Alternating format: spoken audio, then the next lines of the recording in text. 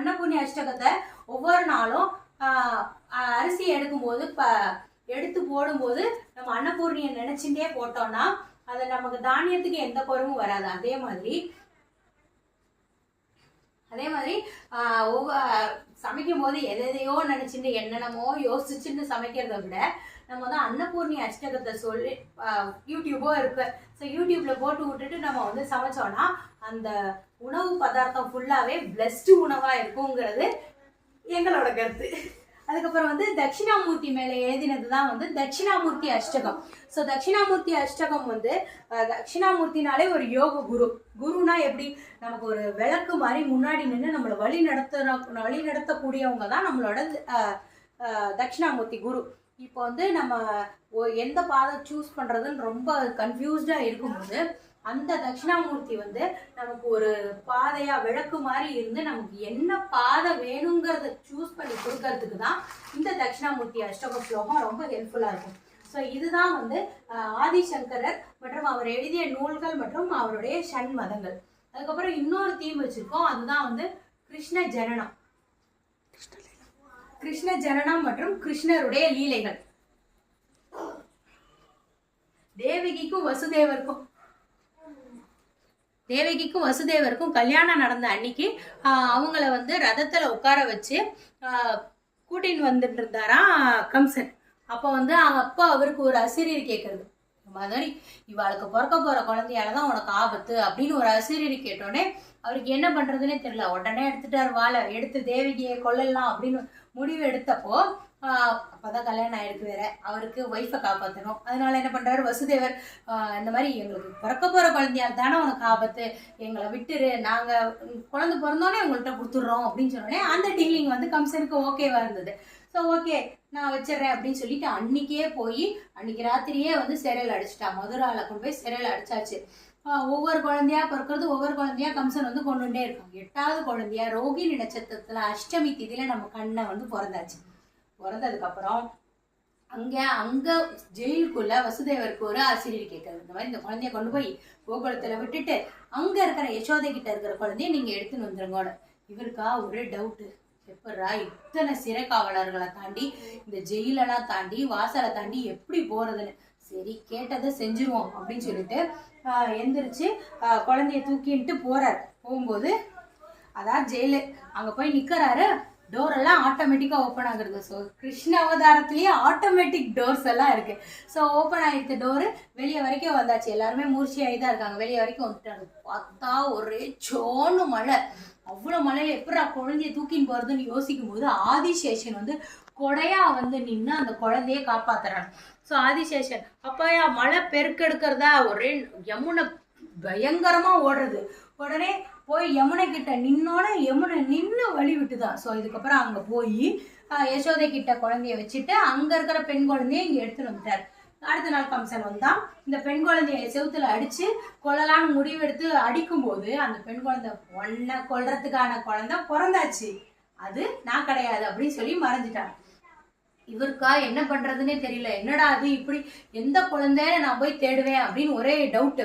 அவரோ அரக்கர், அவருக்கு கீழே இருக்கிற குட்டி குட்டி போடி அரக்கர்ஸ்லாம் ஒவ்வொரு ஊரா அனுப்புறேன், எங்க குழந்தைய கொண்டாலும் கொண்டு வருங்க அப்படின்னு அனுப்பினா அப்படியே ஆயர்பாடிக்கு வந்த முதல் அரக்கி தான் வந்து பூதனை வந்து என்ன பண்ணுவானா தன்னோட தன பாரத்துல விஷத்தை எடுத்துட்டு எந்த குழந்தைய பாக்குறாளோ அந்த குழந்தைக்கு பால் கொடுத்து கொள்றதுக்காக வரலாம்.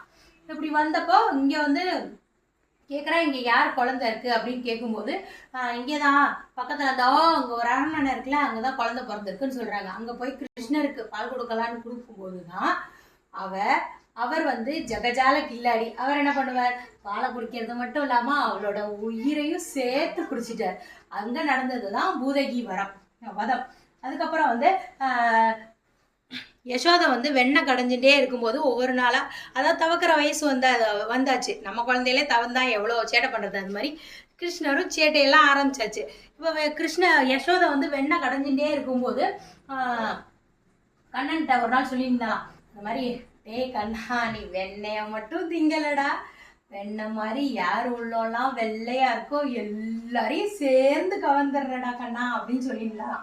அதுக்கப்புறம் வந்து ஒவ்வொரு நாளா யசோதைட்ட எல்லாரும் கம்ப்ளைண்ட் பண்ண ஆரம்பிச்சிட்டா, உன் பிள்ளை வெண்ணை திருடுறான், உன் பிள்ளை என் ஆத்துல திருடிட்டான், என் ஆத்துல ஏண்டி ஏண்டி அப்படின்னு வந்து இவ கண்ணன்ட்ட போய் கேட்கறான். ஏண்டா எல்லா இடத்துலயும் ஏண்டா இப்படி திருடுற அப்படின்னு. மா அவ சொல்லிட்டான்னு உடனே என்னைய கேட்குறிய இப்படி கேள்வி, ப்ரூஃப் இருக்கான்னு கேட்டியா, ஏதாச்சும் ப்ரூஃப் கேள்மா அவள்கிட்ட அப்படின்னு. ஏண்டி நீங்களாம் ஆதாரம் வச்சிருக்கல, என் புள்ளதான் உங்க ஆத்துல வந்து திருடினான்றதுக்கு ஏதாவது ஆதாரம் வச்சிருக்கல அப்படின்னு கேட்கும்போது அவளுக்கு பதிலே இல்லையா. என்ன பதில் இருக்கும்?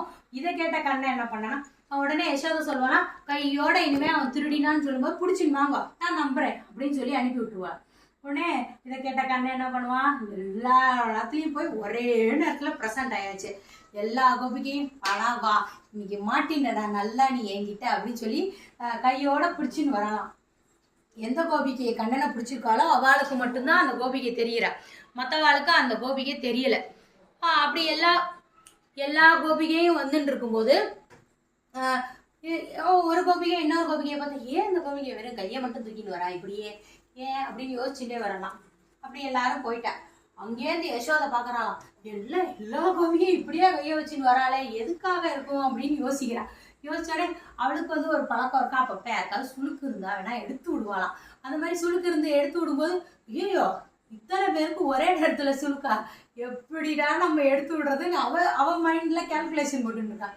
ஸோ இப்போ வந்து ஏன் இப்படி எல்லாரும் கையை வச்சுட்டே வர, என்னாச்சு அப்படின்னு கேட்கும்போது ஃபர்ஸ்ட் கோபிகை சொல்றான், நீதான் ஆதாரம் கேட்டையில ப்ரூஃப் கேட்டையில அம்மாவும் பையனும் சேர்ந்து ப்ரூஃப் கேட்டீங்கல்ல, நான் இதோ கொண்டு வந்திருக்கேன் பாரு, உன் பிள்ளைய கையோட பிடிச்சின்னு வந்திருக்கேன் பாரு அப்படின்னு சொன்னோடனே அடுத்த கோபிகை சொல்லுவாளாம், கையோட பிடிச்சின்னு வந்திருக்கியா, என்கிட்ட இல்லடி இருக்கான் கண்ணை அப்படின்னு.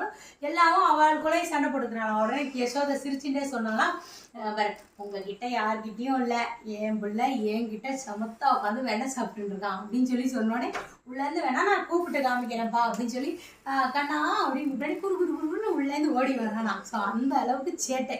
அதுக்கப்புறம் வந்து காளிங்கனை தன்னோட ஆணவம் வந்து தலைக்கேறி அதை விஷமா கக்கி அதை வந்து எல்லா இடத்துலையும் பரப்பி விட்டு அவனை வந்து அவன் ஆணவத்தை அடக்கிறதுக்காக அவன் மேலே ஏறி நின்ன காளிங்க நர்த்தன கிருஷ்ணர், மாடு மேய்ச்சி விளையாண்ட மாடு மேய்க்கும் கிருஷ்ணர், அதுக்கப்புறம் பகாசுரங்கிற அரக்கன் வந்து நார வடிவம் எடுத்துட்டு அவனை கிருஷ்ணரை முழுங்க வந்தப்போ அவன் வாயை கிழிச்சு வதம் பண்ணின பகாசுர கிருஷ்ணன் கோவர்த்தனகிரி இந்திரன் பெருமலை பொழிவிக்கும் போது கோவர்த்தனகிரியை தூக்கி நின்று தன்னோட மக்களை காப்பாத்தின மாதிரி இப்பவும் நம்மளை காப்பாத்திட்டு இருக்க கோவர்த்தனகிரி கிருஷ்ணர் கிளைமேக்ஸுக்கு வந்தாச்சு. கம்ச வதம். ஸோ கம்சனை வதம் பண்ணி வெற்றி கிருஷ்ணரா, நம்ம வீட்டு குட்டி கிருஷ்ணரா இன்னமும் நம்மளோட இருந்துட்டு இருக்கிற அந்த கிருஷ்ணருக்கு இந்த கிருஷ்ணலீலா சமர்ப்பணம். இது வந்து அர்ஜுனனுக்கு கீத உபதேசம் பண்ண கீத உபதேச கண்ணன், ஊஞ்சல் கண்ணன், கோபியருடன் நம் செல்லக்கண்ணன். This is our இந்த வருஷ குழு. Thank you.